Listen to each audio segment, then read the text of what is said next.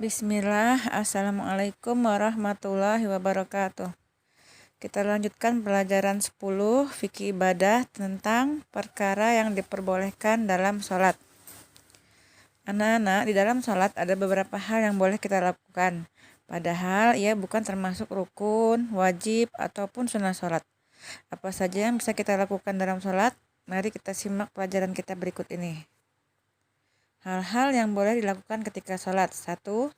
Membetulkan bacaan imam yang salah atau mengingatkan ayat yang terlupa. 2. Bertasbih bagi laki-laki atau bertepuk tangan bagi wanita untuk mengingatkan sesuatu ketika ia sedang sholat. Misalnya, imam tadi lupa jumlah rakaat sholatnya, maka bagi laki-laki diingatkan dengan baca tasbih subhanallah. Bagi perempuan, maka cukup dengan bertepuk tangan. 3. Membunuh ular dan kalajengking diperbolehkan ketika sholat. Bunuhlah kedua binatang hitam itu sekalipun kalian sedang sholat, yaitu ular dan kalajengking. 4. Mencegah orang yang melintas di hadapan kita. Apabila salah seorang kalian sholat menghadap sutra yang membatasi dirinya dari orang lain, kemudian ada yang mau melintas di hadapannya, maka laranglah orang itu. Jika dia memaksa, maka cegahlah dengan keras. Sesungguhnya perbuatannya itu adalah atas dorongan setan. 5.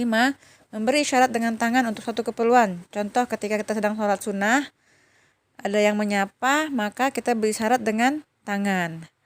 6. Menggendong bayi. Rasulullah pernah mengimami sholat sambil menggendong cucu beliau, Umamah.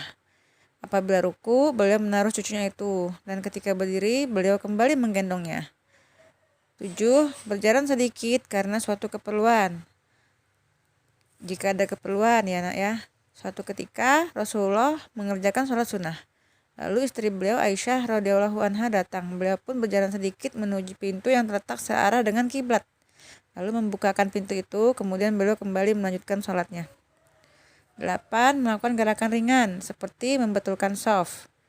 Ibnu Abbas radhiyallahu anhu mengisahkan, suatu hari ia sholat malam bersama Rasulullah. Awalnya ia berdiri di sebelah kiri Rasulullah.